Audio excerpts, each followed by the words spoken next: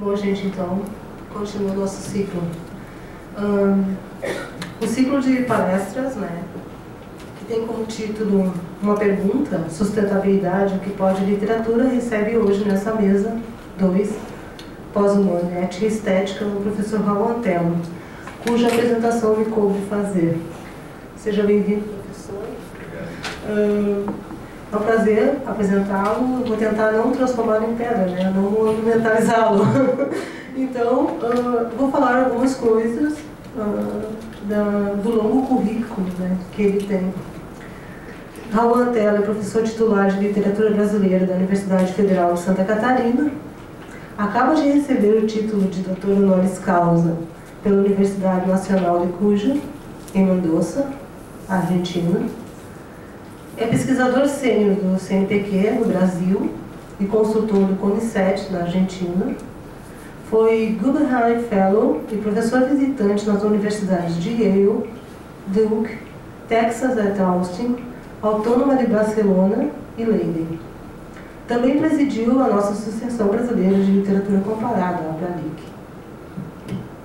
Recentemente, ele escreveu o pós-fácil do livro importante, O Erotismo, de Jorge Bataille, para a editora Autêntica, e também os livros Maria com Marcel, dos Campos Trópicos, que foi publicado em espanhol pela editora Siglo XXI e em português pela editora da UFMG.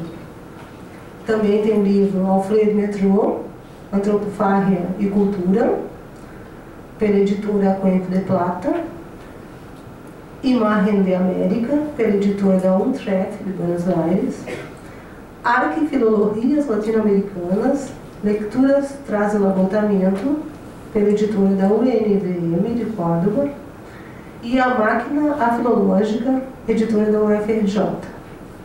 E ainda, né, acho que está no tela, não sei se já saiu, pela EDUSP, editora da USP e editora da UFSC, As Cartas do Mário de Andrade e Milton Freitas. Deve sair desse ano? Então tá saindo esse ano As Cartas do Mário ao Milton Freitas. Também são títulos importantes do professor Raul. Transgressão e Modernidade, que saiu pela editora da Universidade de Ponta Grossa. Potências da Imagem, que saiu pela Argos, de Chapecó. Crítica Céfala, que saiu pela GRU, de Buenos Aires. Tempos de Babel, Anacronismo e Destruição, que saiu pela editora Lume. Algumas de suas obras mais antigas, como Ausências e Algaravia, Discursos de Nação, foram reeditadas há pouco tempo, né? Acho que as duas pela editora da UFSC, né? Foram, já. Qualquer coisa me corrige. O professor também colaborou em obras coletivas, em leituras e releituras culturais da América Latina e do Brasil, em estudos sobre Haroldo e Augusto de Campos, Borges, Valéry Larbaud, Cândido Portinari e Romero Brest, Roland Barthes, Machado de Assis e Silviano Santiago. Colaborou ainda nos catálogos Roteiros da Bienal de São Paulo, em 98, Fricciones, do Museu Reina Sofia, em 2000, Argentina Hoy, numa exposição do CCBB São Paulo, Rio, 2009, e Franklin Cascais, Desenhos e Esculturas, em 2010, suponho que em Florianópolis. Sim, foi. Então, editou também A Alma Encantadora das Ruas, de João do Rio, Ronda das Américas, de Jorge Amado, Antônio Cândido e Los Estudios Latino-Americanos, e a coletânea Pós-Crítica, pela editora da UFSC, bem como a obra completa do poeta Olivério Virondo para a coleção Arquivos da Unesco. Eu destaco essa edição porque é fantástica. É citado como referência crítica nos textos e livros de, por exemplo, Gonçalo Aguilar, Adriana Amante, Nelson Ascher, Ronaldo Assunção e Daniel Castelo, Adriana Astucci, Sérgio Augusto, Alfredo Bose, José Burocua, Haroldo de Campos, Guilhermino César, Rita de Grandes, Ademir Demarque, Ana Teresa Fabres, Valentim Faccioli, Martim Feijó, Vera de Figueiredo, Reinaldo Ladaga, Daniel Link, Wilson Martins, Emir Rodrigues Monegal, Alberto Moreira, entre muitos outros. Então, professor, é um prazer enorme tê-lo conosco. Espero ter conseguido assim dar uma pequena guisada na seu currículo, bibliografia, enfim, na longa trajetória. É a matéria dos mais velhos.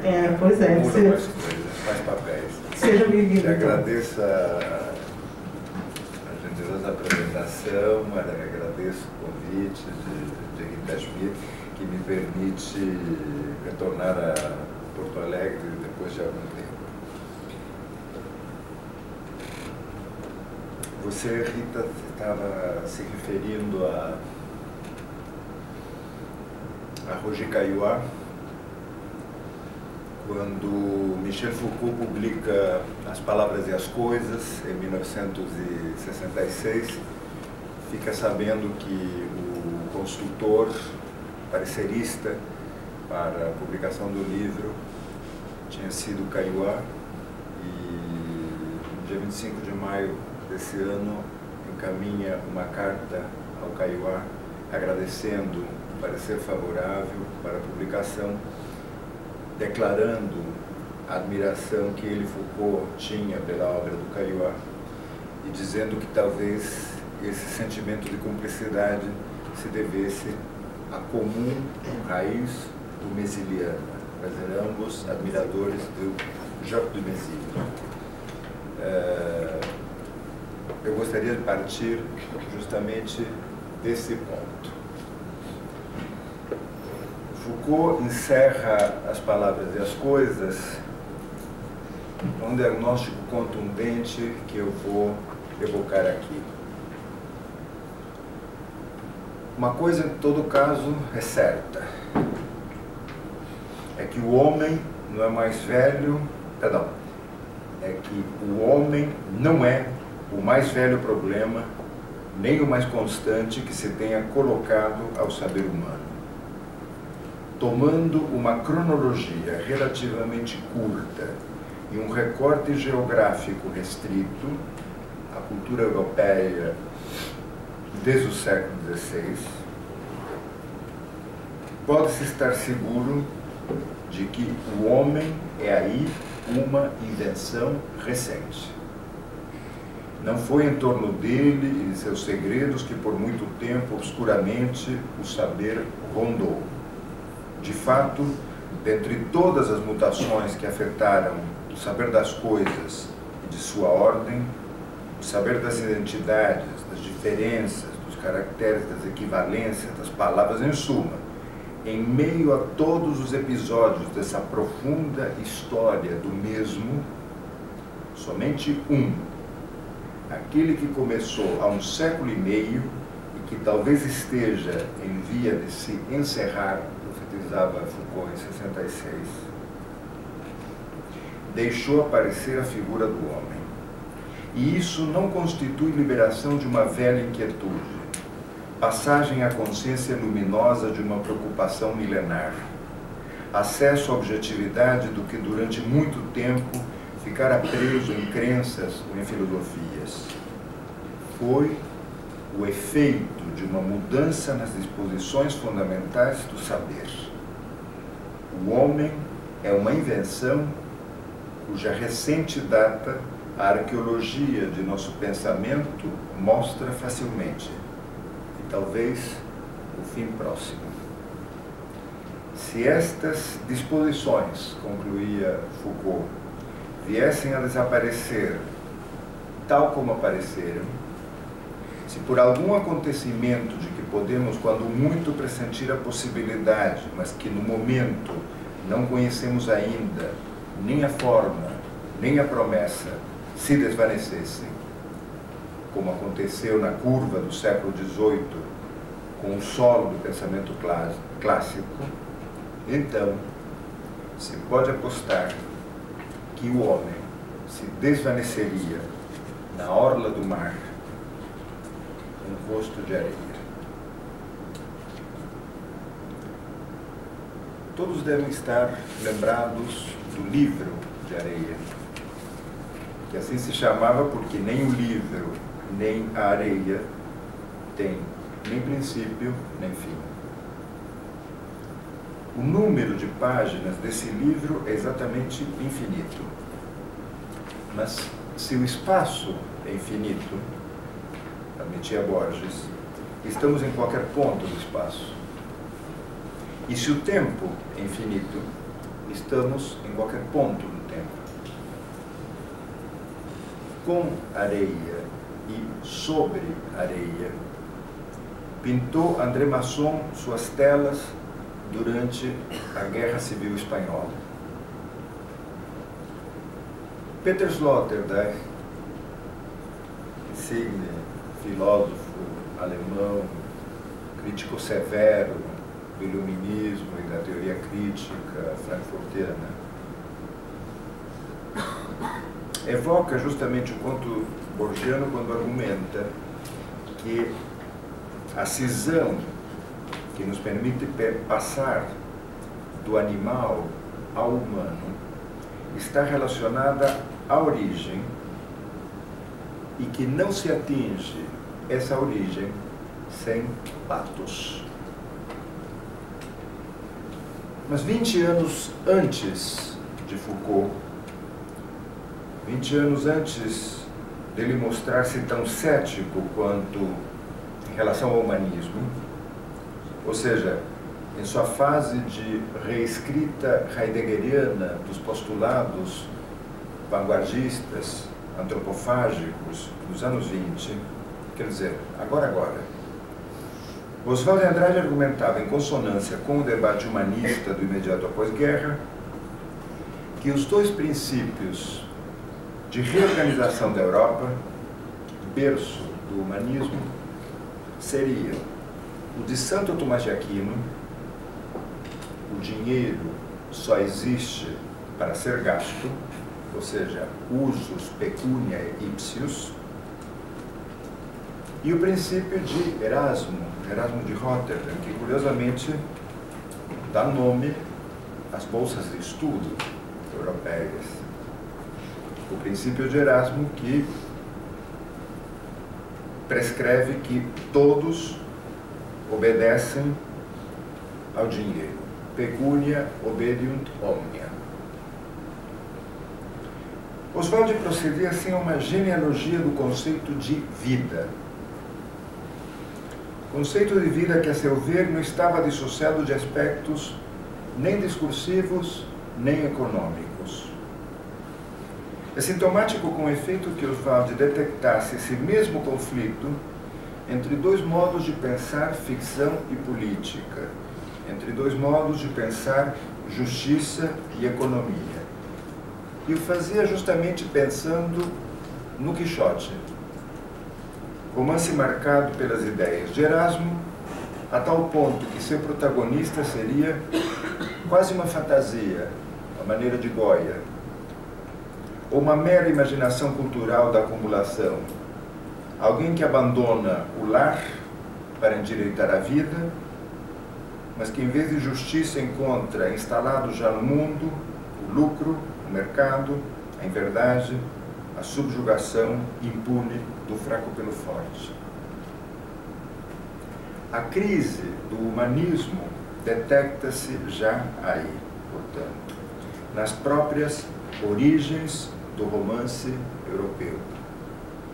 E não mais como uma cisão entre autonomia e hegemonia, que é o ponto que Marthe Robert escolheu para ler o romance das origens, mas também as origens do romance. Pelo contrário, lendo nessa mesma época, final dos anos 40, início dos anos 50,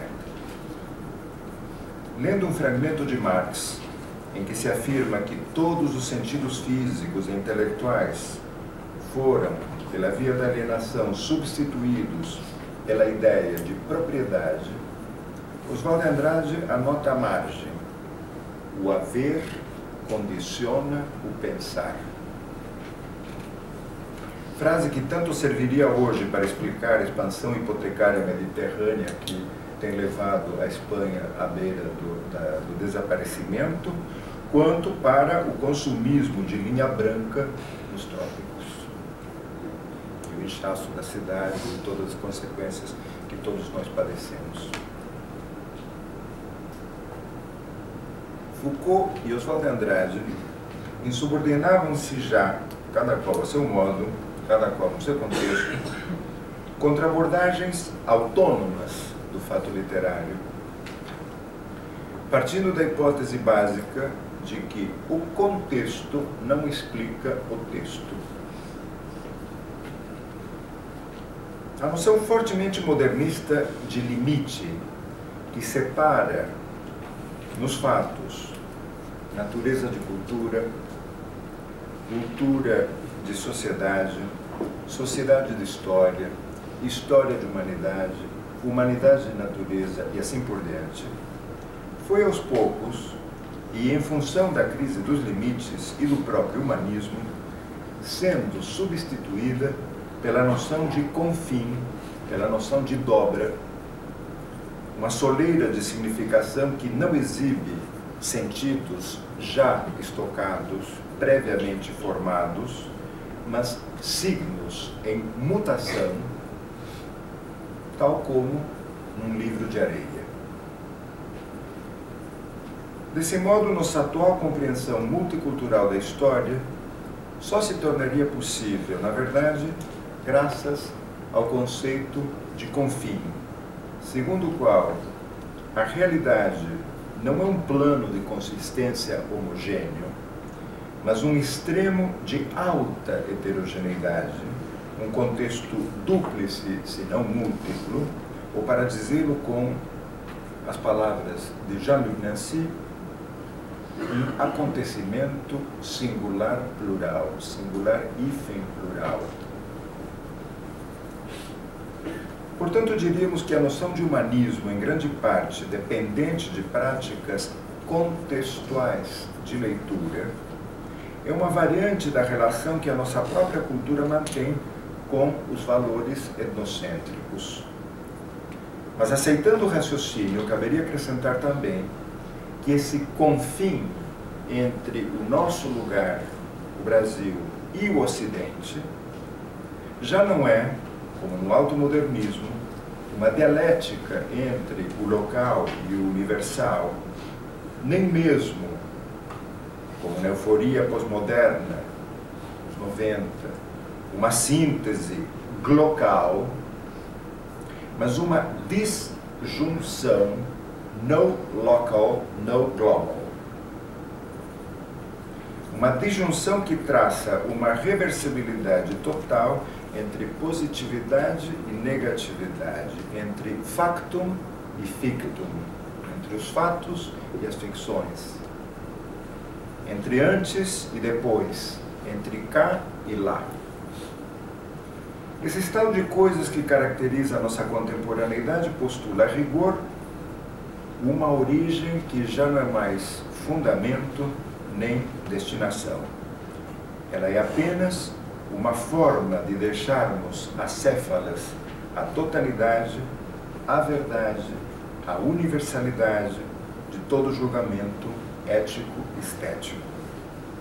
E a própria Europa vive, de modo agônico, eu diria, essa contradição, uma vez que julga-se detentora de valores humanistas, mas isso mesmo a torna implacável inimiga de um hipotético anti-humanismo, que seria extracomunitário, esquecendo que foram justamente europeus como Sade, como Nietzsche, como Flaubert, como Dostoiévski, como Foucault, como Deleuze, os que ampliaram o conceito do humano até nele incluir os aspectos mais sórdidos e abjetos da nossa condição. Georges Bataille é talvez quem melhor compreendeu que na cena atual a guerra precipita a biopolítica como administração da vida, o que exige a mais completa ausência de sensibilidade. As fotos das crianças na Síria, nos acordando de manhã, são uma prova eloquente disto. No caráter desmesurado e dilacerante da catástrofe sem finalidade, é possível reconhecer, portanto, a imensidade explosiva do tempo, uma vez que com ela se instaura um tempo pós-histórico, que nada mais é do que a regressão do homem ao estado de natureza. Como o homem e o humanismo já não podem se expandir no tempo, porque ele exauriu-se completamente na pós-história, agora eles se expandem no espaço, tornado global. E com efeito, o arquivo da cultura informatizada e o próprio contexto de leituras globais e disseminações textuais generalizadas demonstram, hoje em dia, claramente, que os contextos originais, tão apreciados pelas leituras autonômicas do moderno, pensem apenas os que praticam a literatura, nas antológicas presenças metafísicas da presença, as presenças da literatura brasileira organizadas por José Aderaldo Castelo e Antônio Cândido, com um rígido limite entre manifestações movidas pelo sentimento nacional e autênticas expressões de literatura, esse era o limite, pautadas pela autonomia. Esses contextos explicativos do automodernismo declinam. E a rigor hoje não existe mais aquilo que chamaríamos de contexto original.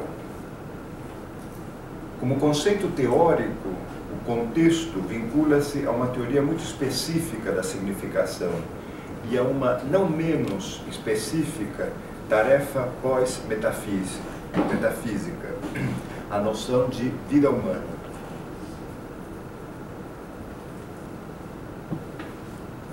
Essa noção de vida humana em que do nascimento captado pelo senso, a introdução do senso, o levantamento estatístico, deriva a nacionalidade, que não raro estimula a censura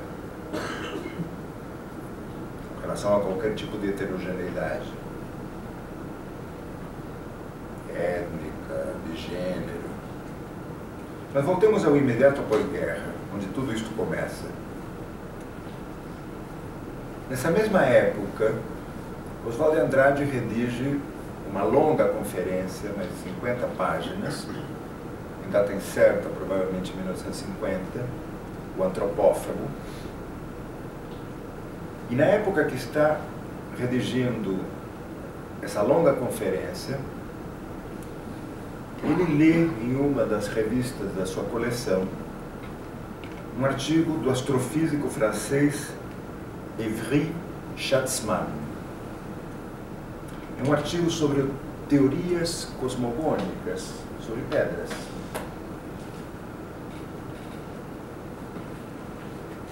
Anota à margem justamente do texto a atração que lhe provocava, produzia a instância pré-estelar.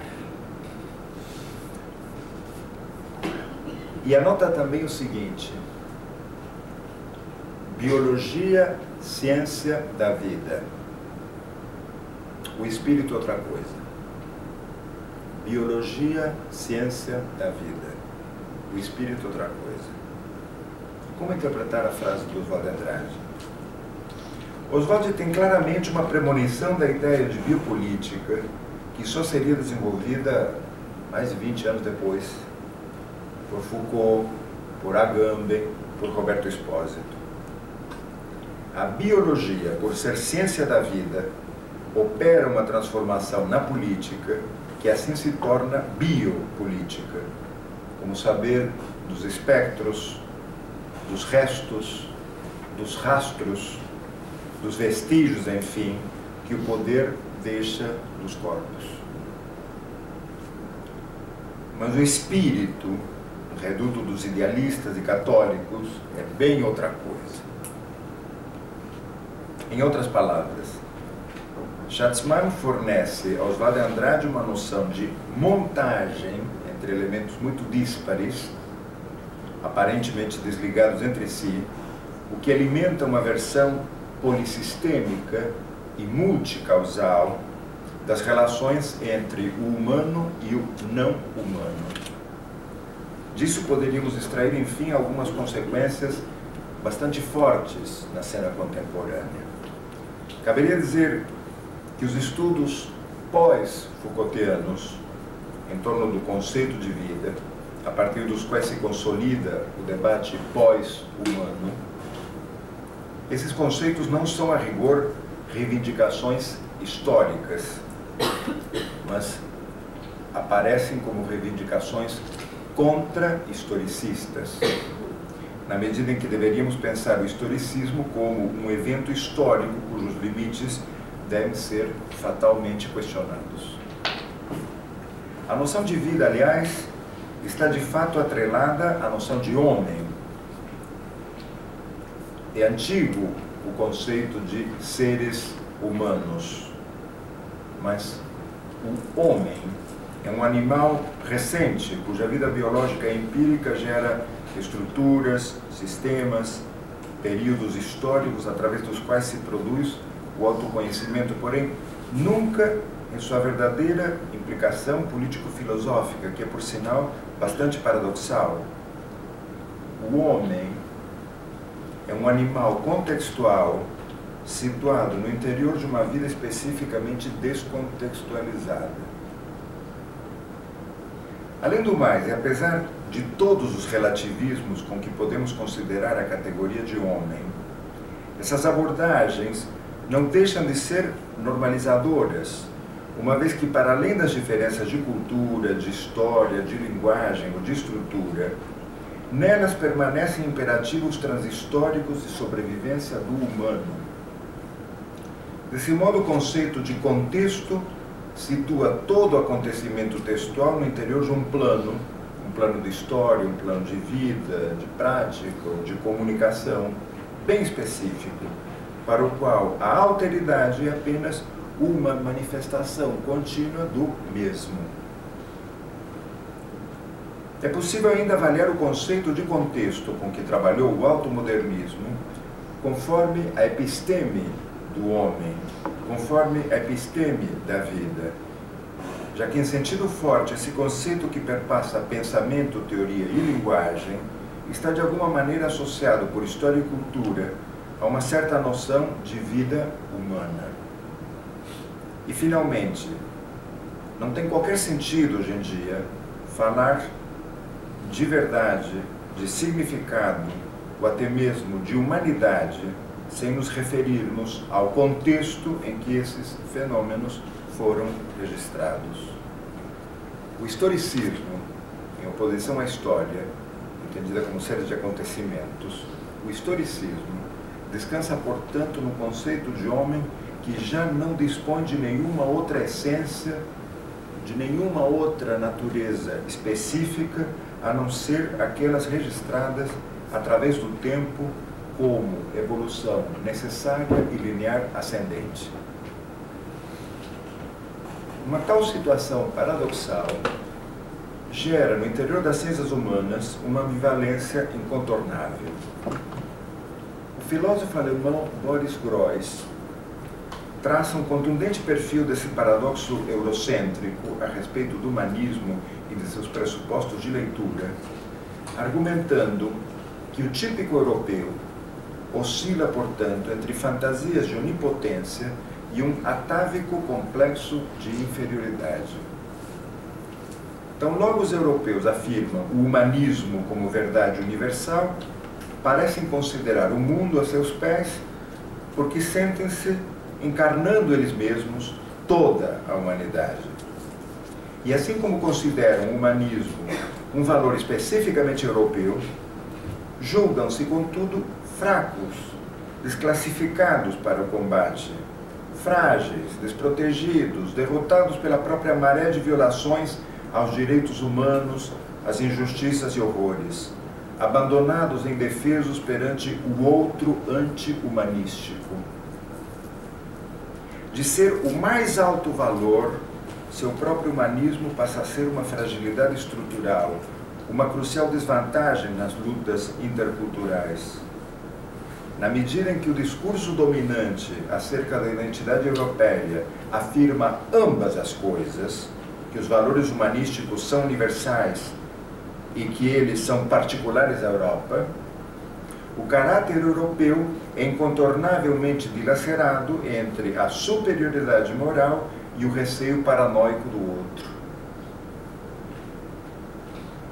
Esse paradoxo de Groys desenha então uma situação de relativa leveza comunitária.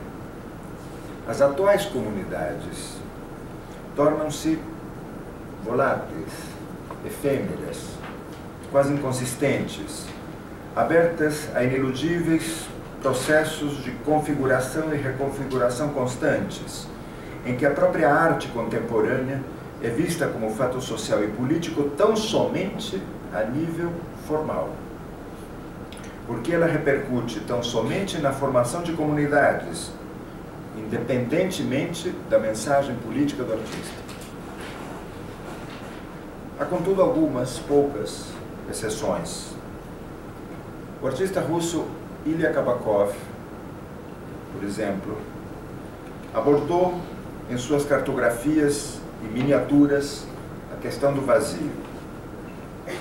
Um vazio visto não mais em termos de consciência racionalista europeia, mas como uma reserva de vazio, ele diz. Uma reserva de vazio.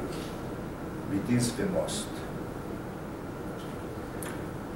Uma reserva de vazio que, obviamente, é lacunar, porém ativa, e que transforma o ser em seu oposto, destruindo a construção, tornando o ser ativo em não ser ativo, ou seja, apresentando uma negatividade constante que subjaz tanto ao racional quanto ao insensato. O recentemente falecido Leon Ferrari, que como Kabakov também disseminou seres minúsculos em amplas tomadas panópticas de espaços urbanos vazios, Ferrari, digo, denunciou de modo mais criativo, talvez, que Kabakov, com certeza mais corrosivo do que Kabakov, a violência do Ocidente e os mecanismos que geram essa violência, dos quais a religião era já, com seu apelo ao consenso, principal responsável. E talvez aqui haja uma questão a pensarmos. Por que a religião, o catolicismo, espetacularizado na recente visita do Papa, ou o avanço aparentemente irrefreável das convicções evangélicas, hegemônicas no Congresso da Nação para se manifestar a respeito dos direitos humanos, porque aparecem como os dois absolutos da hora. É, portanto, a tradição espiritualista aqui redefine o conceito de pessoa como pessoa humana, abrindo, portanto, a chance de considerarmos a existência de pessoas inumanas, não humanas. Ou seja, que ao criticar a divisão binária corpo-alma, a obra de um artista como Ferrari mostra que essa cisão, longe de democratizar os corpos, demoniza eles. E para tanto não hesitou Ferrari, já nos anos 60, final dos anos 60, época da Guerra do Vietnã, não hesitou em amarrar um Cristo barroco a um avião de última tecnologia para mostrar o efetivo funcionamento da civilização ocidental e cristã, que era o título da obra.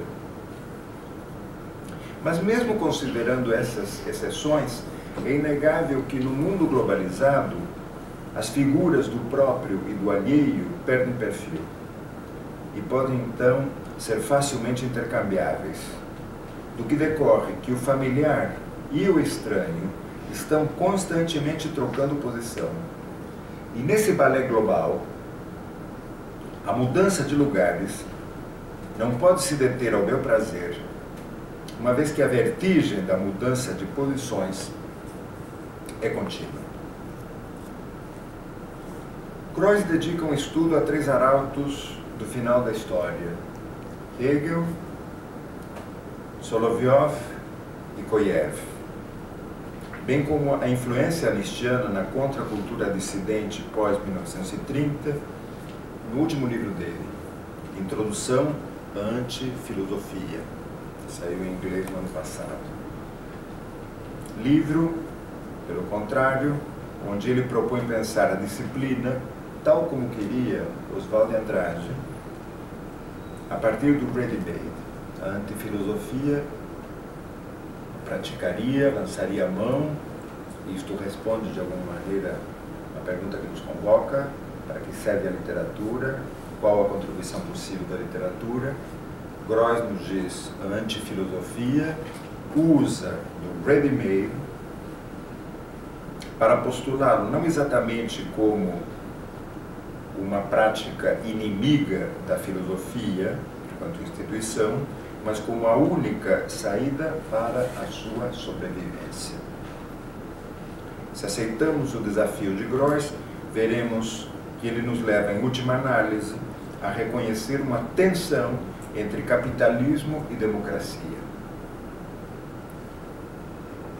Ou, se vocês preferirem, a simples e perturbadora ideia de que a democracia é contrária às democracias, como propõe Jacques Rancière, que é por onde passa hoje de fato a relação entre o mundo ocidental e seus outros. Dado que nunca existiu a Europa, e só existiram, na verdade, os imperialismos nacionais europeus, sempre em mútua concorrência, concluiríamos que a própria noção de uma tradição humanista ocidental só se tornou possível quando todas as nações membros dessa comunidade entraram em situação pós-imperial. Essa pós-história terminal da Europa seria então um tempo sem passado nem porvir, um tempo fundamentalmente biopolítico, um tempo totalmente contingente, que funciona a rigor como um tempo suplemento, como se a história ainda tivesse a chance de uma espécie de epílogo, de recapitulação derradeira, a rigor infinita, como se fosse um livro de areia, em que seus fragmentos esparsos ainda pudessem ser finalmente disponibilizados numa mesa de montagem para o valor de uso do impossível, e em que a própria questão do animal, tão relevante no século XXI, pensemos na obra de Derrida, Homi Bhabha, Jean-Luc Nancy, Paulo Virno, Giorgio Agamben, como se a própria ideia de animal fosse o resto que o idealismo, e ao dizer idealismo penso nas doutrinas humanistas, racionalistas, normativistas do Ocidente, como se ele fosse um resto que o idealismo do Ocidente deixasse como herança ao pensamento contemporâneo, onde os dilaceramentos entre animalidade e humanidade ainda persistem, porém não mais como dialética a ser superada, mas como incontornáveis aporias em que a natureza e a cultura se tornam recorrentemente indecidíveis. O iluminismo compreendeu que, conforme avançasse a comunicação e o esclarecimento, menor seria o número dos crimes, mais leves as consequências da animalidade do homem. Essa foi a sua utopia no século XVIII e ao longo do XIX. Nada disso. A situação contemporânea é justamente a inversa, como atesta a tensão entre os movimentos emancipatórios latino-americanos e a pressão consensual e hegemônica da mídia. Como salienta um especialista na área, Daniel Mundo, a comunicação de massa conjuga hoje um discurso excludente, o que ele chama a linguagem do porno. O porno é a essência da comunicação no capitalismo tardio. O tabu mais comentado de que se fala a qualquer hora, mesmo que ninguém confesse seus rituais. A essa altura do século, é um lugar comum dizer que o mito da sociedade da comunicação fundamenta-se no conceito de comunicação que só poderia se realizar entre máquinas, porque só as máquinas poderiam neutralizar qualquer afeto.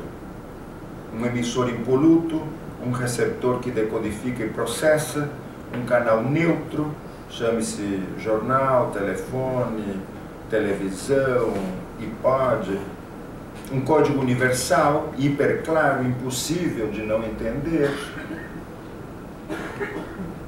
porque não há nada para entender. Tudo está para ser visto. O porno, não a pornografia esclarece o mundo, mas o porno como encarnação virtual contemporânea é a essência autêntica dessa comunicação global.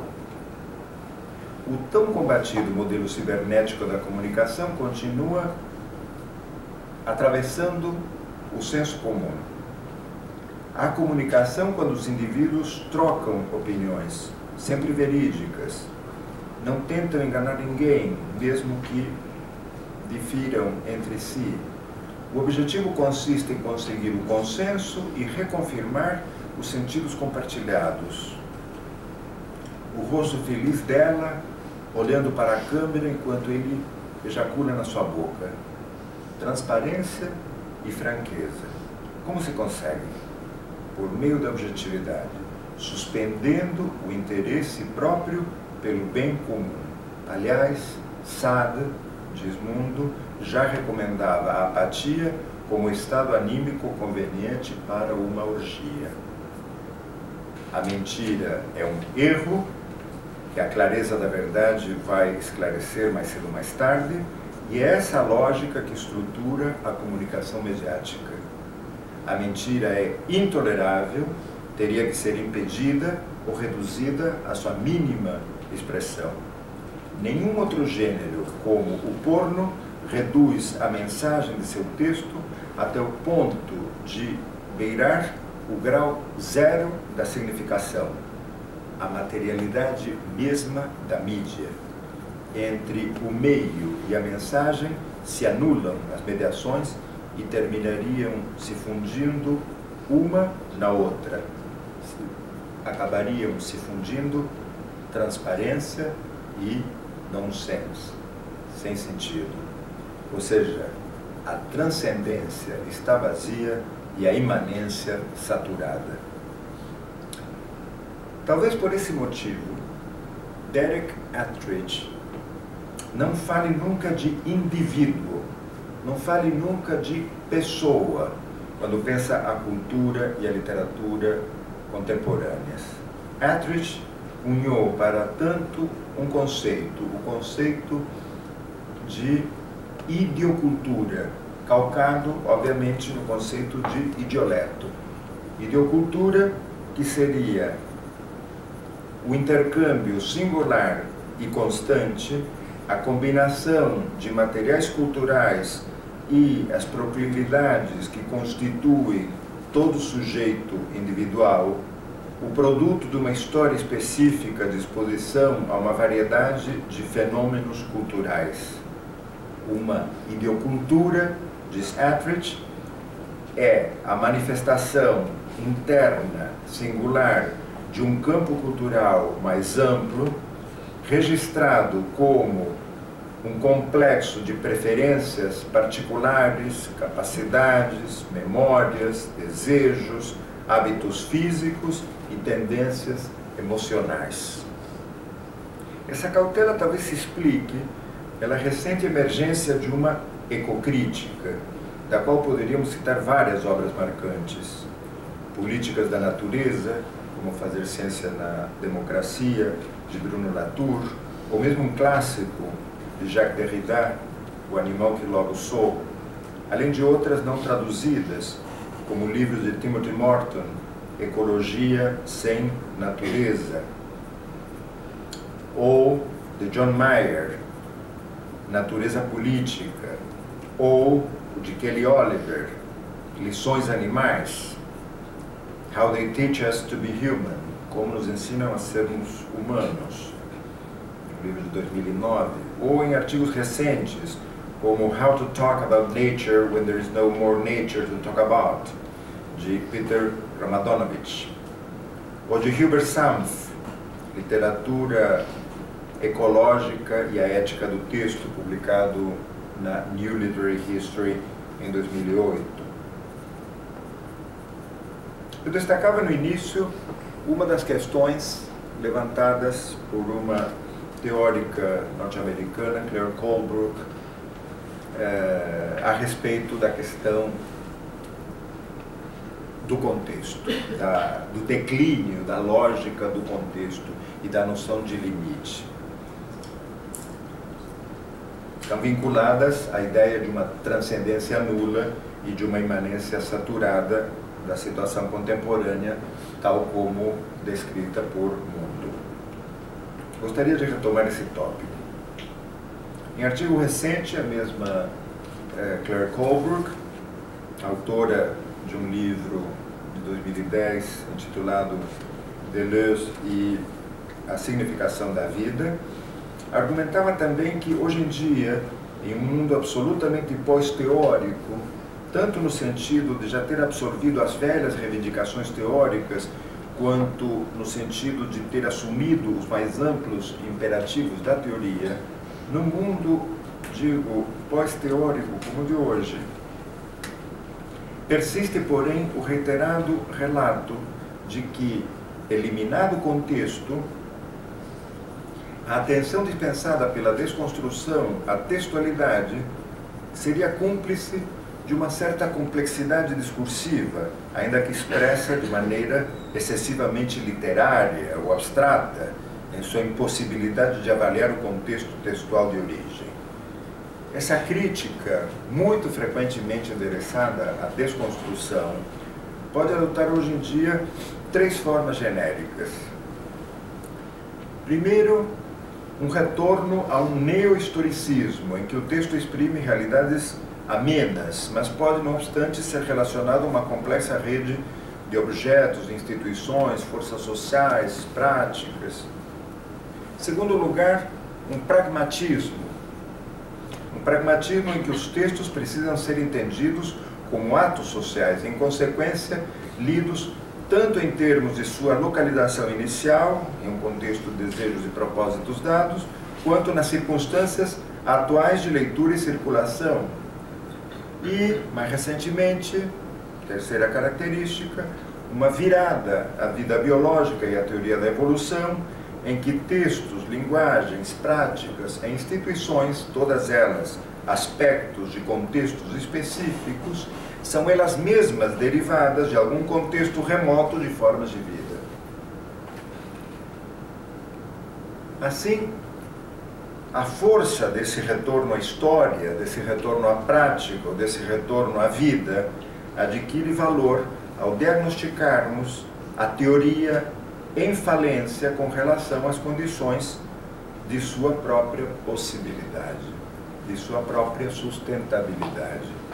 Foi, pelo contrário, a atenção dispensada pela desconstrução à materialidade ou à textualidade dos contextos, bem como a muito contestada natureza dos próprios contextos, as que afetaram a teoria literária em suas variantes pragmática e historicista, ambas das quais, apesar de sua admitida dívida com relação à desconstrução, viram, não obstante, um retorno à história e à política como uma passagem da abstração teórica ao contexto. Poderíamos fornecer um último exemplo dessa tensão. Em uma passagem de O que Resta de Auschwitz, Giorgio Agamben se interroga sobre um livro de Xavier Bichat, Recherche physiologique sur la vie et sur la mort, pesquisas fisiológicas sobre a vida e sobre a morte. E diz que toda a obra de Bichat gira em torno de uma cisão fundamental no conceito de vida, ou melhor, interpreta a vida como o convívio de dois tipos de animais.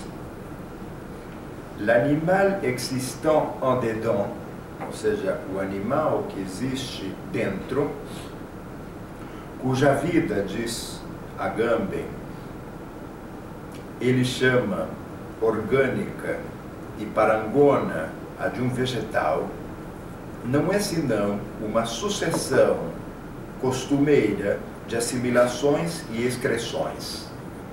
E de outro lado, l'animal vivant au dehors, ou seja, o animal que existe fora, cuja vida, que só merece, acrescenta Agamben, o nome de animal, é definida pela relação com o mundo externo.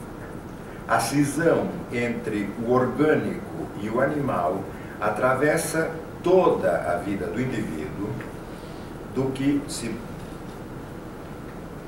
conclui, do que se retira, uma oposição entre a continuidade das funções orgânicas, circulação do sangue, respiração, assimilação, excreção, etc., e a intermitência das funções animais, a mais evidente das quais é justamente o sono e a vigília. Isso, de um lado, contrasta com a assimetria da vida orgânica, quer dizer, um único estômago, um fígado, um coração, e a simetria da vida animal. Um cérebro simétrico, 2 olhos, 2 orelhas, 2 braços e assim por diante. E por último, na não coincidência do início e do fim entre estas duas vidas, a de dentro e a de fora, como de fato, continua Agamben, a vida orgânica começa no feto antes do que a vida animal, no envelhecimento e na agonia, ela sobrevive à morte da outra. Foucault, diz Agamben, já notou a multiplicação da morte em Bichat, o fato de que ela se torna morte em movimento, ou morte em detalhe, o que divide o homem numa série de mortes parciais: morte do cérebro, morte do fígado, morte do coração.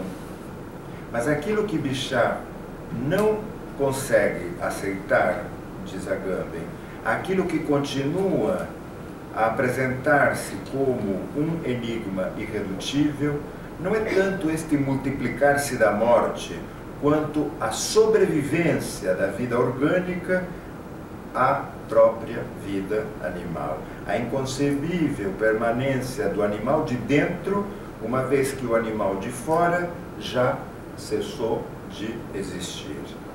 Se a precedência da vida orgânica com relação à vida animal pode-se de fato explicar como um processo de desenvolvimento em direção a formas sempre mais elevadas e complexas, pergunta-se a Agamben, como dar razão dessa insensata sobrevivência do animal de dentro? Essa cisão é justamente a que organiza boa parte das obras de Agamben. O Sacer, o Aberto, e se leia talvez na mais recente delas, o discurso, quando da concessão do título de honoris causa por uma universidade suíça no final do ano passado, quando ele toma como objeto de reflexão a renúncia de Bento XVI, ou seja, a renúncia a um poder atemporal para retornar a uma condição temporal, mundana, histórica. É uma das marcas do pensamento do Agamben, sem sombra de dúvida. Mas alguns autores, mesmo reconhecendo em Agamben sua ênfase salutar na ontologia da potencialidade, recriminam-lhe, entretanto, um certo teleologismo ingênuo, já que a potencialidade apareceria completamente subordinada ao já dado, a igreja, por exemplo. Para Ernesto Laclau, por exemplo, também, as análises de Agamben reduzem a bios a zoé, que é válido somente em algumas circunstâncias extremas, mas não pode ser consideradas absolutamente como um padrão oculto e difuso em toda a modernidade. Ao unificar todo o processo de construção política moderna em torno do paradigma extremo e, a seu ver, absurdo do campo de concentração, Agamben não apenas apresentaria, segundo Laclau, uma história distorcida, mas obstruiria toda a exploração possível das possibilidades emancipatórias abertas pela própria tradição moderna. Para Laclau, portanto, a fórmula do homo sacer agambeniano nada nos diz a respeito do que implicaria sair do paradoxo da soberania em direção a uma política liberta de qualquer exclusão. Porém, isso não quer dizer que Agamben precise nos dizer qual é a saída. A simples formulação do problema já implicaria sua própria resposta.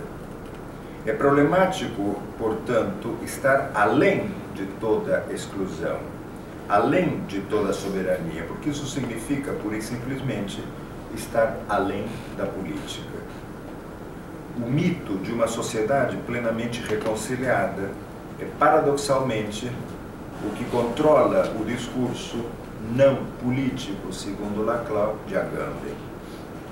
E é também o que lhe permite descartar todas as opções políticas de nossas sociedades e unificá-las no campo de concentração como um destino secreto para todos nós.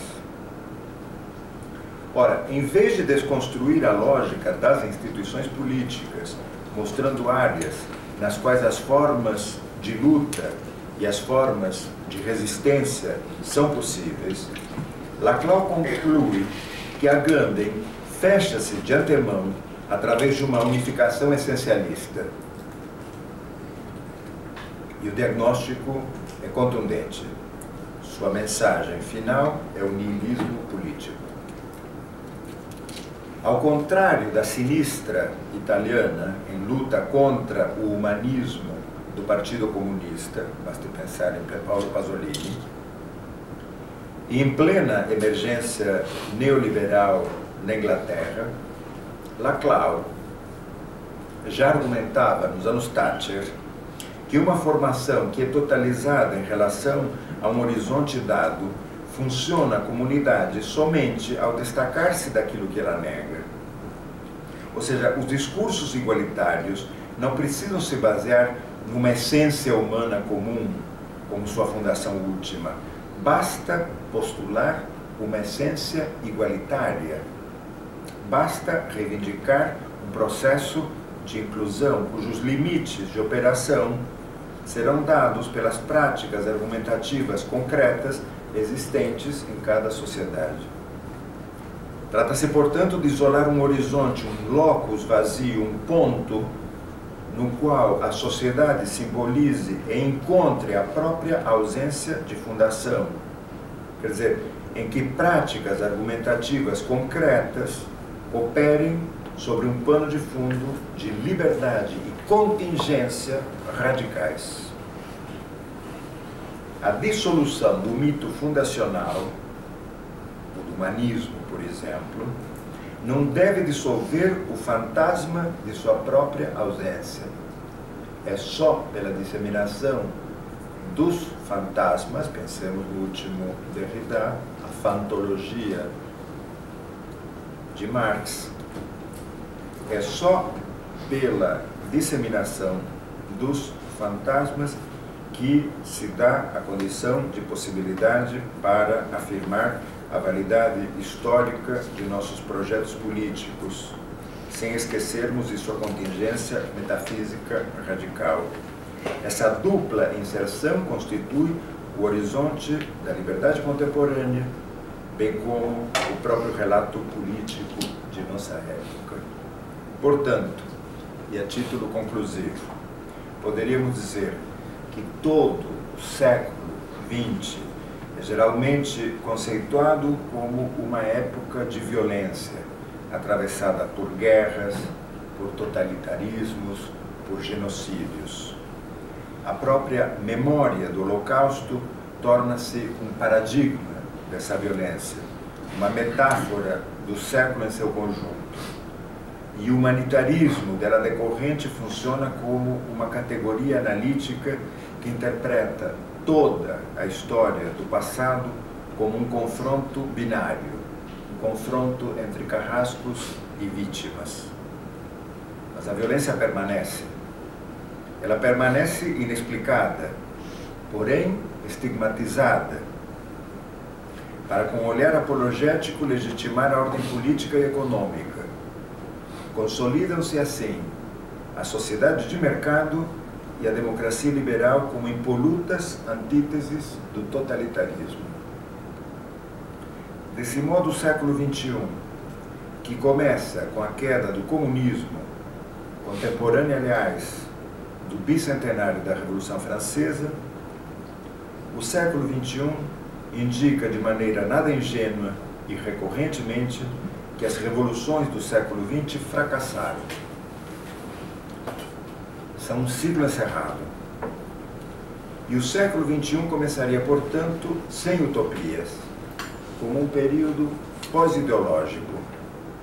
Focaliza-se, assim, obsessivamente a violência e as vítimas, esquecendo as revoluções fracassadas, meramente equiparadas a totalitarismos.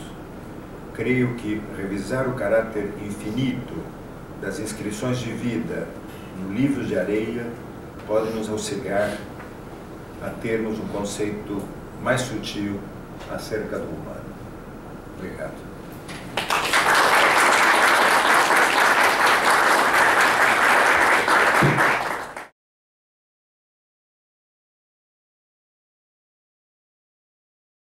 Eu fiquei pensando, na semana passada o professor Edelber Avelar falou dessa atenção a Agamben e Lacan, né?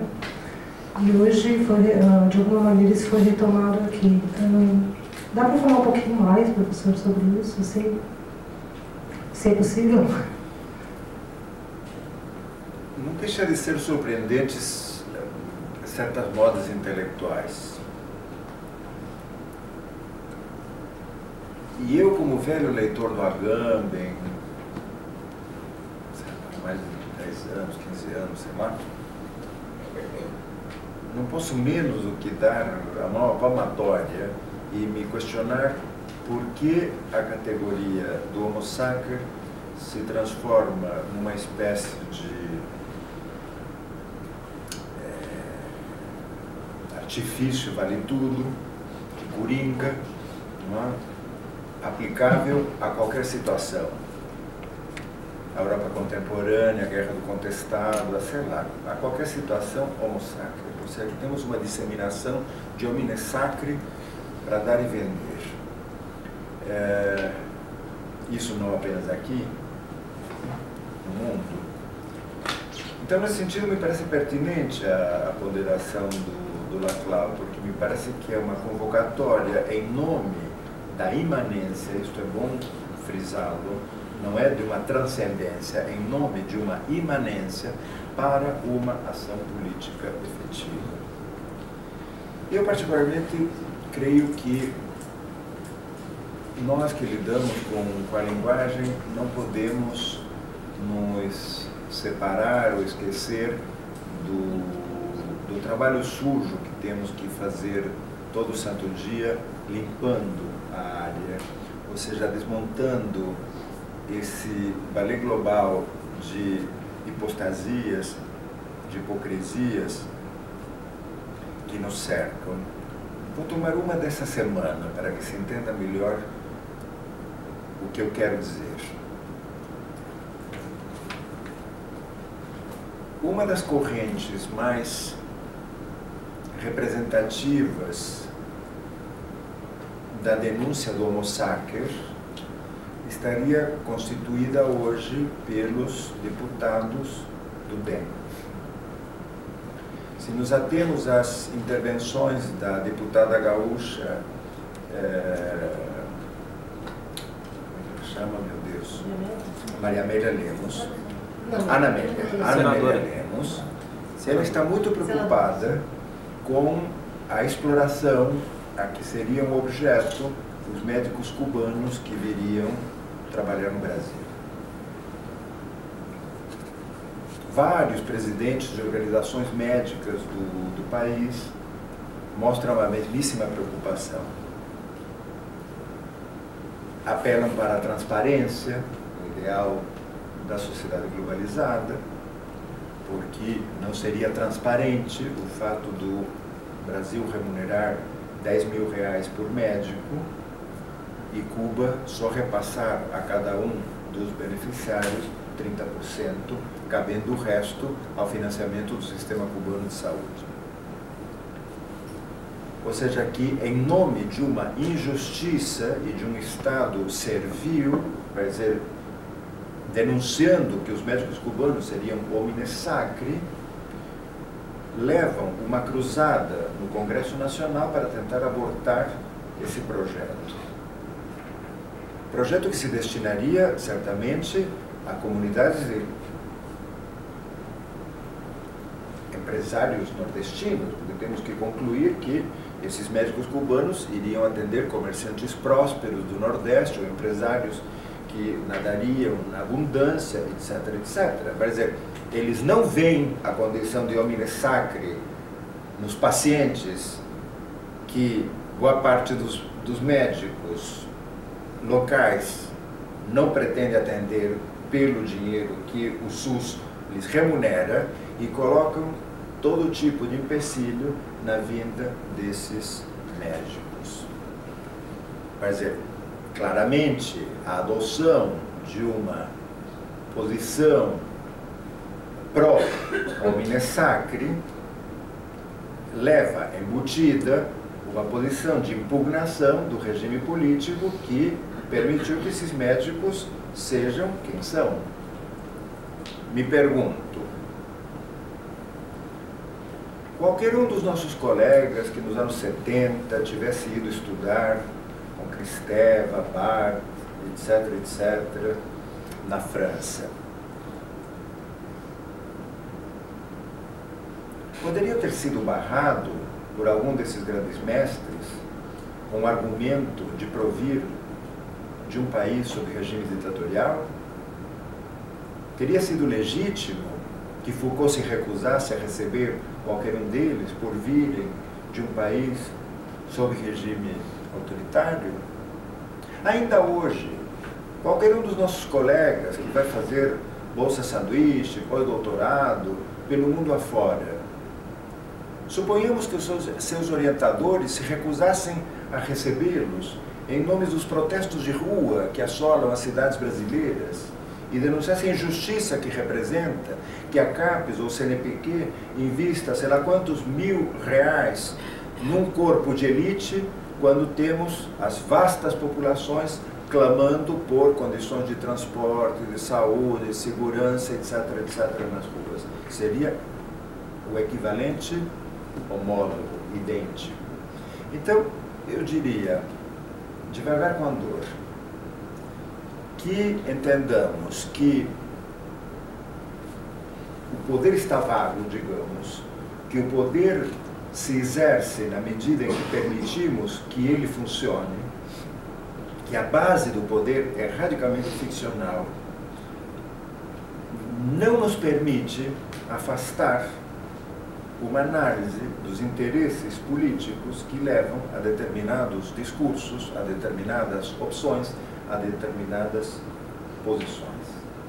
E eu acho que justamente o porno funcionando, o porno da mídia funcionando 24 horas por dia, criando consenso a partir destas questões, nos neutraliza, nos torna anestesiados contra essas violências que se praticam todo dia. Ontem, assistindo um jornal da Globo, ouvi a notícia de, se não me falha a memória, 1 milhão de crianças sírias morando em acampamentos e, ato seguido, o apresentador do jornal, disse: bom, vamos falar de Criança Esperança. E passou a vender a propaganda da Globo sobre o Criança Esperança. Esta cisão absolutamente insustentável entre uma violência planetária que aparentemente não nos toca, porque o que nos toca é o Criança Esperança, que tem que acontecer com lógica de show essa semana. Eu creio que é isto que nos afasta de uma clareza quanto à nossa posição no mundo contemporâneo.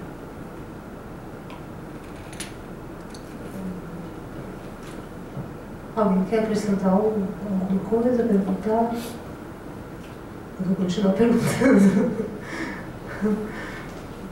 Rafael, Rita, não. Bom, eu acho que tem a mesma relação com a crítica à desconstrução. Posso fazer? Não é uma pergunta, é apenas um comentário. Acho que tu fizesse uma bela exposição, amarrando, costurando muita coisa, projetando a tua visão crítica de certos momentos que o pensamento filosófico se enroscou, para dar conta da vida, né, no sentido mais amplo possível.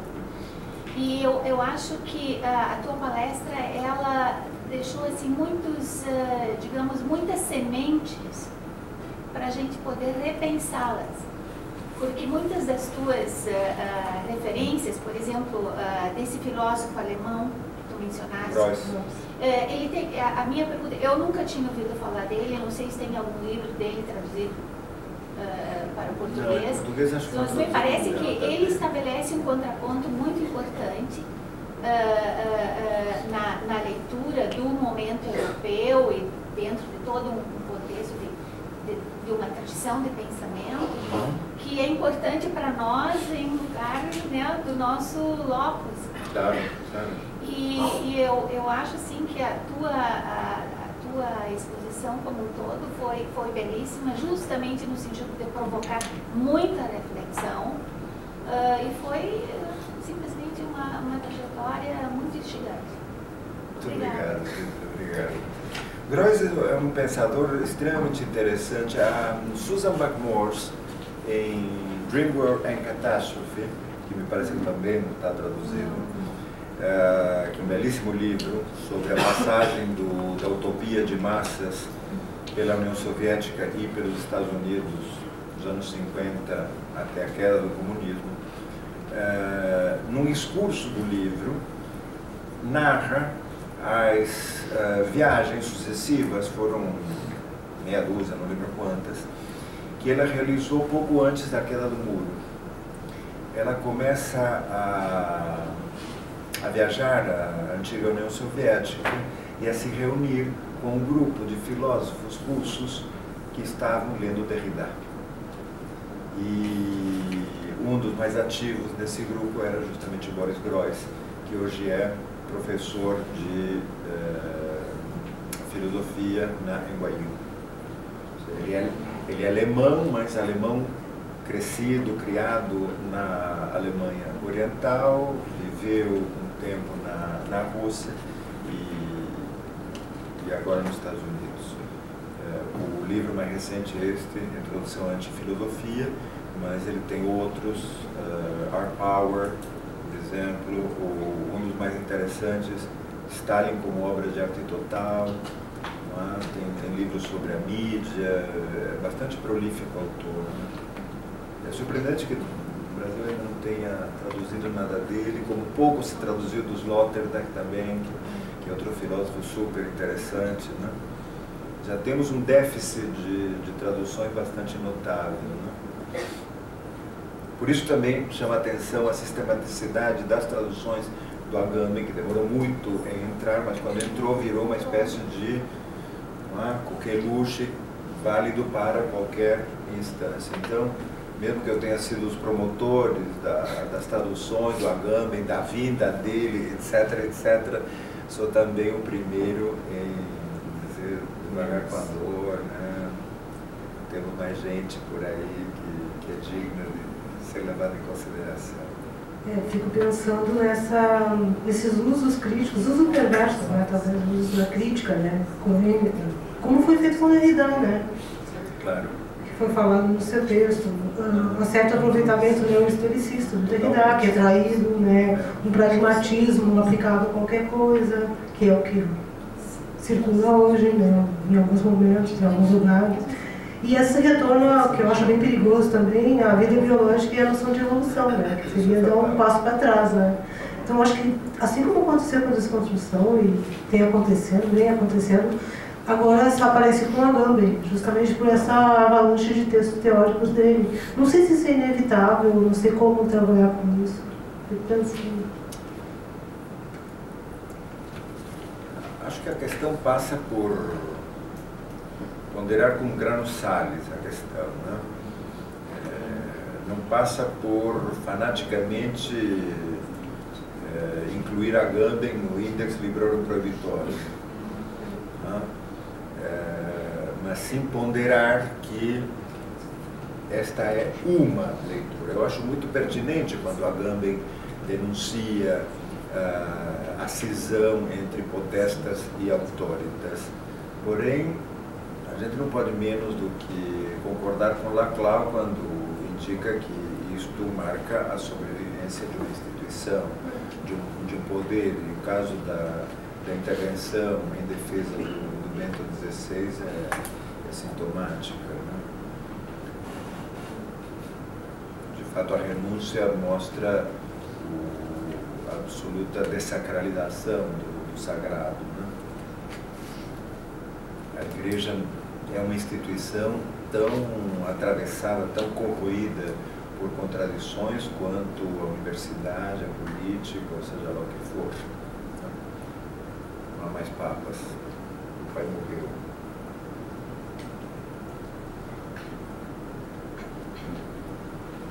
Por isso, no nosso trabalho docente, eu acho que cotidianamente a gente tem que lidar com o mais sofisticado e com o mais baixo.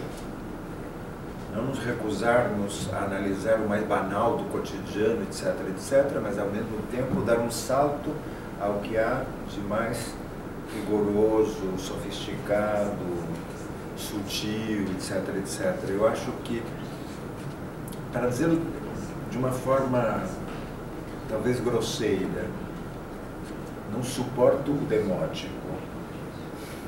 Eu sou aristocrático e popular. Eu tendo a me identificar com uma lógica viscontiana, passoliniana, não é? Do aristocrático e popular. E eu acho que uma das formas de facilitação, de criação de consenso, sobretudo na universidade hoje em dia, passa muito pelo demótico, que é uma forma de retorno à fenomenologia. As coisas são aquilo que vemos. E justamente se algum inimigo teórico tiveram todos esses autores, Foucault, Derrida, Deleuze, etc., etc., foi a fenomenologia. Foi a questão da percepção. Vendo, nos enganamos. O problema não é vermos o objeto, o problema é reconhecer que o objeto nos vê. Você lê a pedra, mas a pedra te vê. Porque é essa a contradição da arte. O artista cria a obra, mas a obra é que cria o artista. Existe artista antes da obra. Então, esse caminho de mão dupla, não é? Me parece que tem que ser preservado. E se prevalecem os critérios fenomenológicos, esse caminho se interrompe. A expansão das correntes evangélicas no Brasil, acho que tem a ver com esse retorno à fenomenologia, à percepção, à constatação. Seria a fenomenologia mais centrada na visão, talvez? Sim, sim. Né? Porque eu acho que uma fenomenologia difusa, que chama os outros sentidos. Difusa, barateada, como você queira chamar, sem sombra de dúvida. Mas isso tem a ver. Eu gostaria de fazer uma pergunta. Ouvi o senhor falar sobre que a mídia, sobre essa apresentação do jornalista, né, do Jornal Nacional, criando um consenso, talvez que isso anestesia, né, contra todas essas violências que a gente vê cotidianamente. Então, eu queria perguntar para o senhor como que o senhor vê, assim, na pesquisa, através dos nossos projetos de pesquisa, em qualquer nível, como que a gente pode incidir nessa realidade? Porque eu não sei se vocês veem da mesma maneira como eu vejo, que a pesquisa, muitas vezes, ela não consegue chegar a esses grandes públicos, né?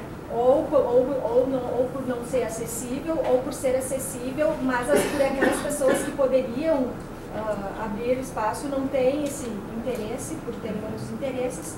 E me parece que a questão da sustentabilidade, ela perpassa uma ação direta, uma ação-reação nossa, que é também porque sendo professor, sim, tem muita atuação, mas como pesquisador, com trabalhos publicados, assim, eu não sinto assim a mesma ação-reação direta, essa participação, essa coisa mais efetiva. Então, como que o senhor vê, assim, que o senhor mencionou isso agora, né? Então, é tão importante, assim, uma pessoa que pesquisa tanto, estuda tanto, perceber isso sobre um jornal nacional.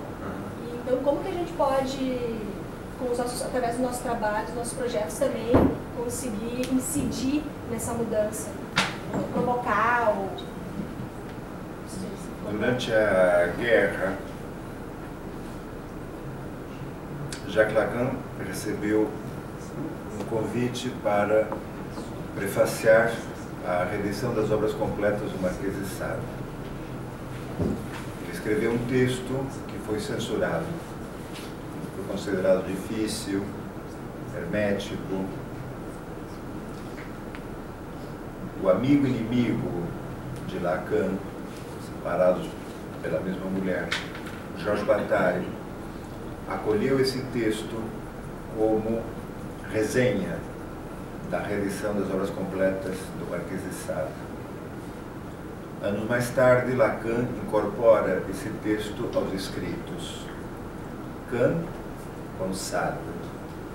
A hipótese fundamental de Lacan é a de que o iluminismo, Kant, construiu uma filosofia com absoluta prescindência do corpo. O idealismo alemão precisa ter um conhecimento desinteressado, sem envolvimento do observador com o objeto em questão. Paralelamente, o Marquês de Sade escrevia ficções no avesso dessa lógica. Se o idealismo dizia toma o outro sempre como fim e nunca como meio, o Marquês de Sade prescrevia toma o outro sempre como meio e nunca como fim.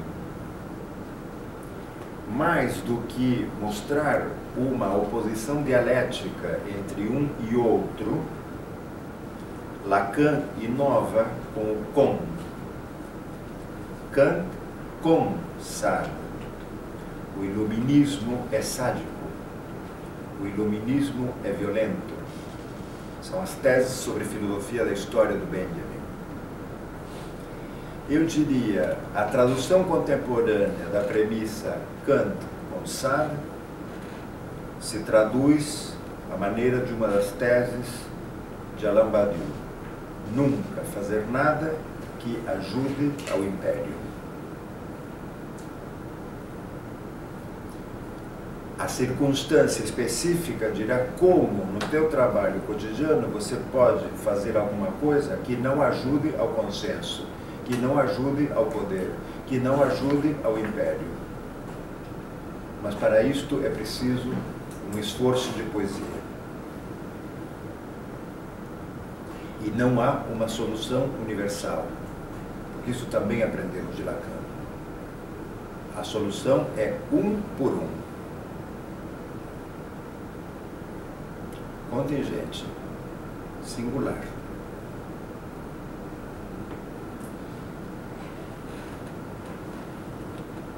Pedro.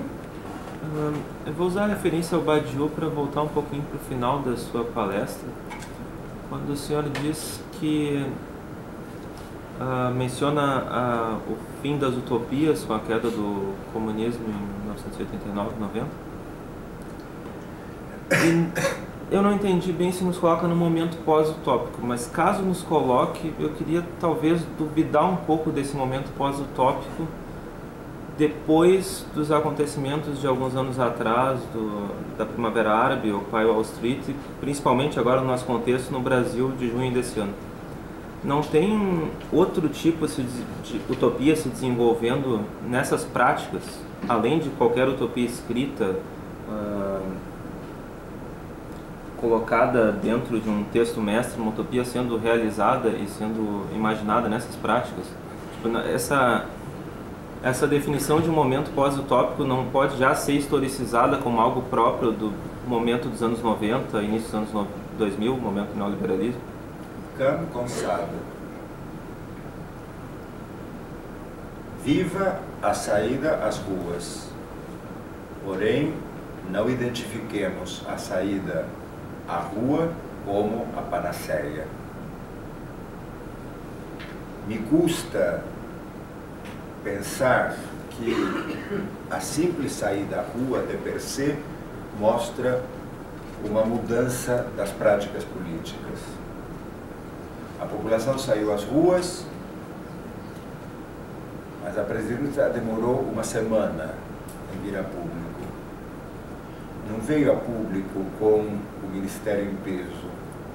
Não veio a público dizendo, eu, o Estado, respondo. Veio a público dizendo, meus amigos, minhas amigas. Veio a público lendo um discurso. Ou seja, não inovando com relação a uma maneira palaciana de conceber a política. Por outro lado, não somos ingênuos e não podemos desconhecer que haja interesses em desestabilizar não apenas o atual governo, mas a própria continuidade.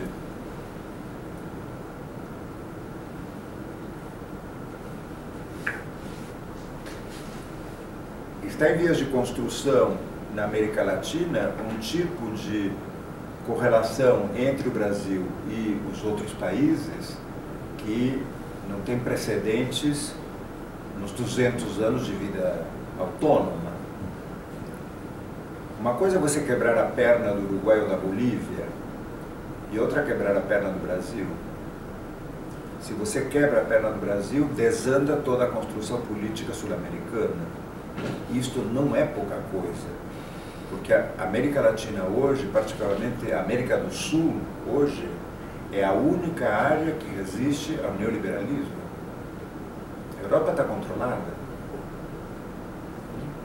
Os únicos lugares onde se ensaiam algumas formas, mais certas ou erradas, pouco importa, mas o único lugar onde se ensaiam formas de passar ao largo desse consenso neoliberal é aqui.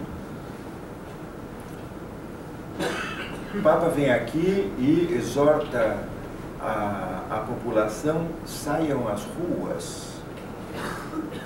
É neutro, por acaso, esse enunciado? Claro que não. Então eu diria, com Grano Salles, há de tudo. Não é só Primavera Árabe. Primavera Árabe é o código com que a Globo quer que nós interpretemos essas manifestações. Narrada sempre da mesma forma. Não se antagoniza a população e se diz que é legítimo que uma passeata ontem invadiu a praça tal, a rua qual, tal, mas uns vândalos acabaram. Todo santo dia ouvimos a mesma coisa. Foi pacífica, legítima, mas os vândalos...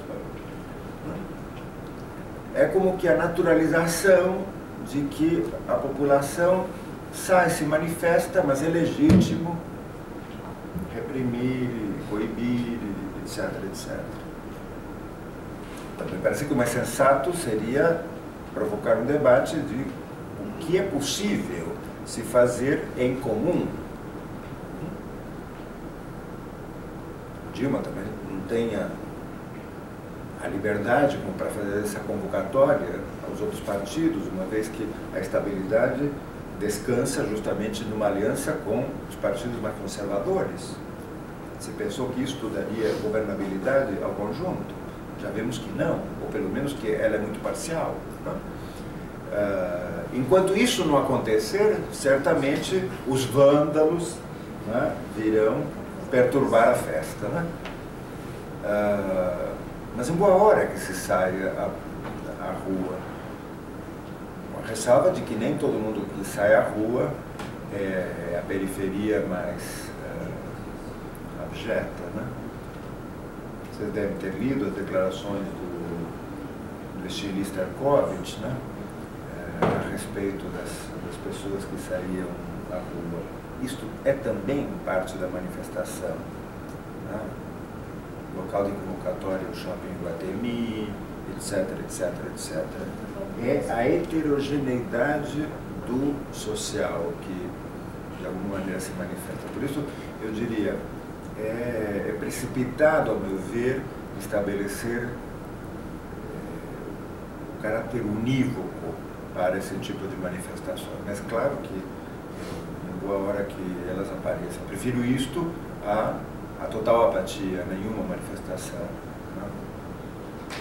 O importante é poder decantar, é poder colaborar para que isto se purifique, se esclareça, né? Ganhe densidade, porque isto talvez seja uma das lições dos vários processos de autoritarismo, né? no Brasil. E a perda de densidade da vida simbólica compartilhada. Nós pautamos muito mais por imagens do que por fundamentações. Né? Em homenagem a Getúlio, no dia de hoje, eu diria que eu não suporto ouvir falar da ditadura de Getúlio. Muito apropriado o local, inclusive, está sendo declarado isso. É o clichê do clichê. Por que o governo do Getúlio é ditadura? Em 64 não. Toda vez que você encontra uma referência na imprensa a 64, é o governo militar, ou sei lá o quê, eufemismos de todo tipo. Nunca se usa a palavra ditadura. Você ouviu falar de Figueiredo como ditador Figueiredo? Presidente, sim. É presidente. Tão legítimo quanto o Juscelino ou qualquer outro. Enquanto isto não mudar, e são operações de linguagem, não vai mudar a consistência do país. E acabaremos sempre dirigindo todas as flechas aos médicos cubanos, ou sei lá, o bobo da corte do momento. Né?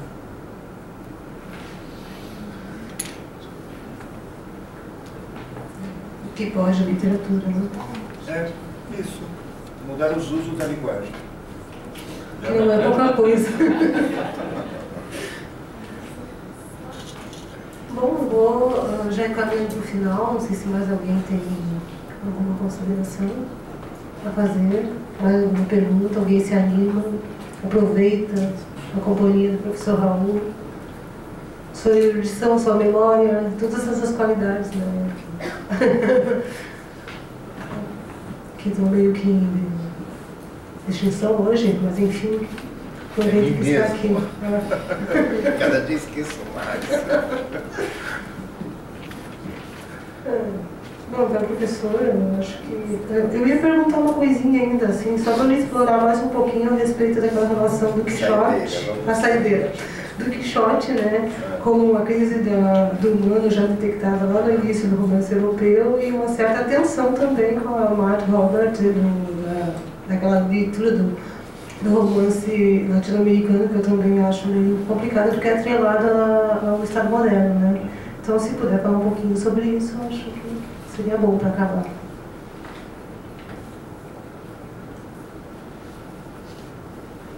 O historicismo armou histórias nacionais de várias disciplinas. Não conseguiu armar histórias transnacionais de disciplinas, talvez com 3 exceções: a arte, a filosofia e a economia. A economia não se pode explicar apenas por uma teoria dinamarquesa da economia. A arte não se pode explicar apenas por uma teoria alemã da arte. A filosofia não se pode explicar apenas por uma teoria grega da filosofia. Mas nós temos histórias da literatura inglesa, nós temos histórias da literatura alemã e assim por diante. Quando a América Latina se viu na obrigação de ela também fazer as suas histórias, repetiu o gesto. E são histórias nacionais da literatura.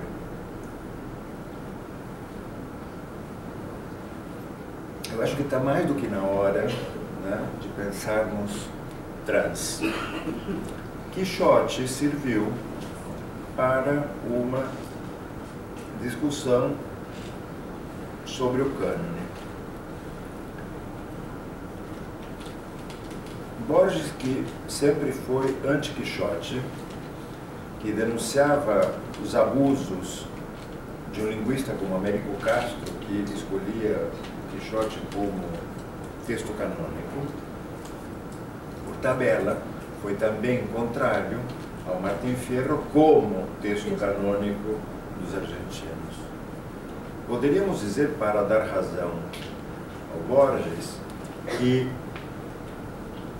assim como Dom Quixote não existe, porque na verdade o que temos é um livro publicado em 1605, A Vida de Dom Quixote de la Mancha, e temos um outro livro publicado em 1615, a segunda parte do Quixote, ambas reunidas e conhecidas como Dom Quixote, mas digamos, para todos os efeitos, Dom Quixote não existe.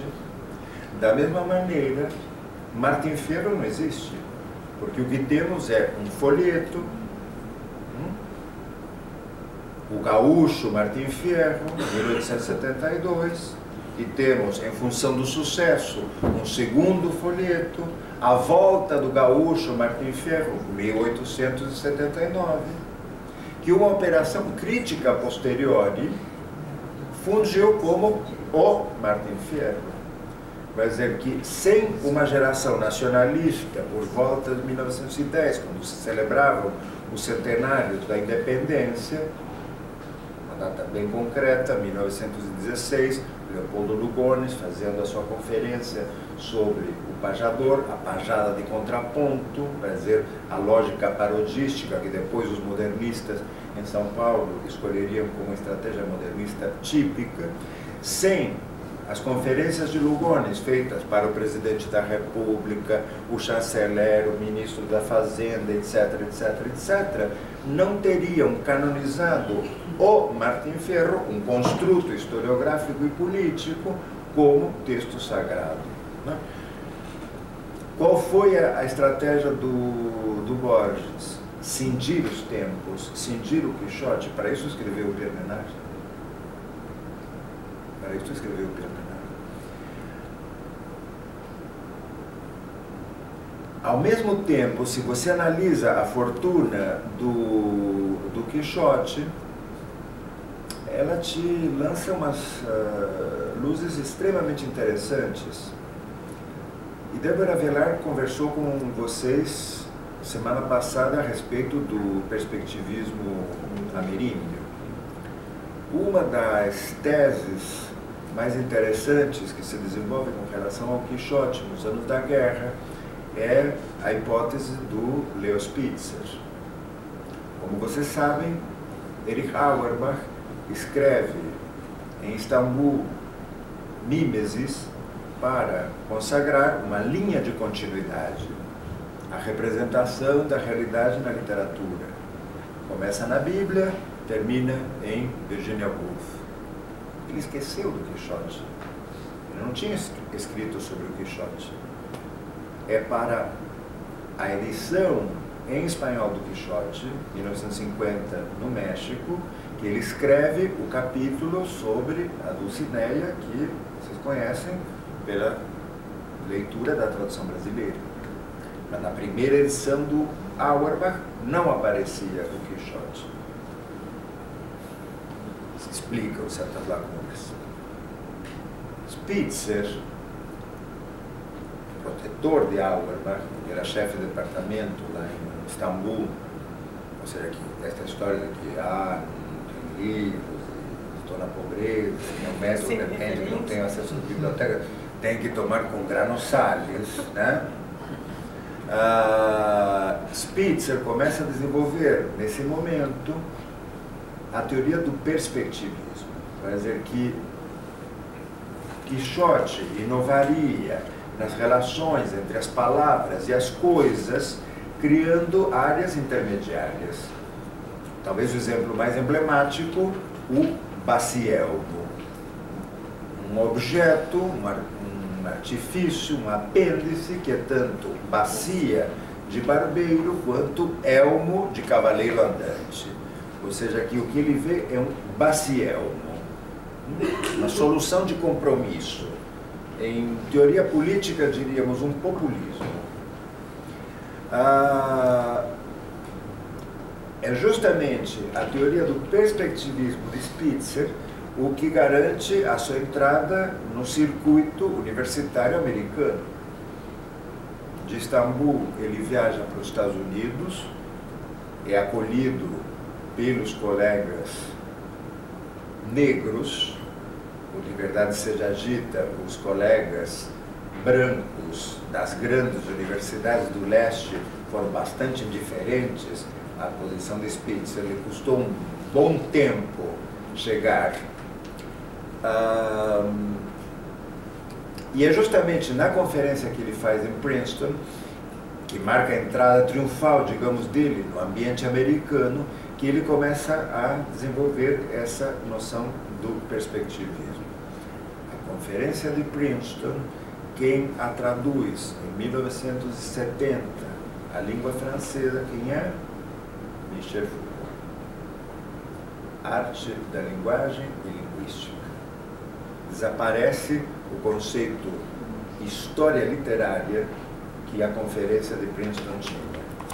Ou seja, o perspectivismo de Spitzer, que foi a sua carta de identidade para a institucionalização universitária americana, foi incorporada por Foucault, que obviamente a amassa na lógica da sua arqueologia das ciências humanas, e é por esta via que chega em Viveiros de Castro e é trazida à baila por Idelber sábado passado.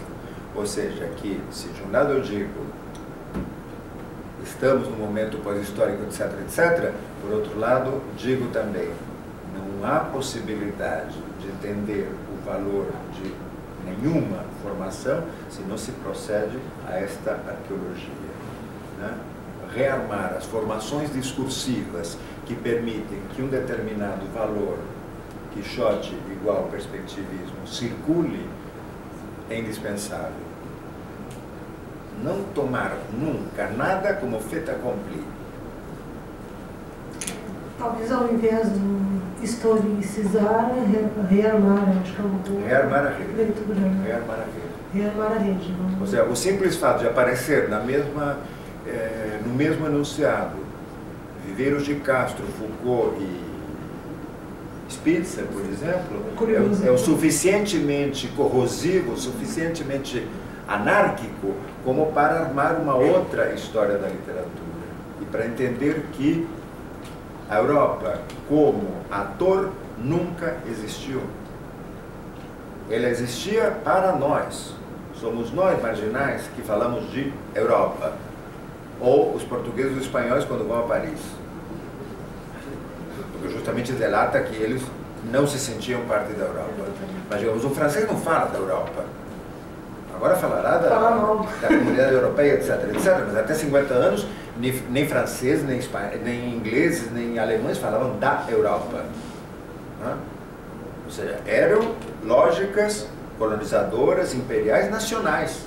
Então, quando se acaba o confronto entre essas lógicas imperiais nacionais, é que só aí é que tem condições de primeiro começar uma comunidade do ferro e do carvão e até chegarmos hoje à comunidade europeia, que não é nenhuma panaceia. Vide a detenção do namorado jornalista em Londres. Ou seja, a comunidade europeia é absolutamente permeável à lógica norte-americana de transformar todo mundo, não é, em homo sapiens. Sim, qualquer um de nós pode ser e por qualquer motivo.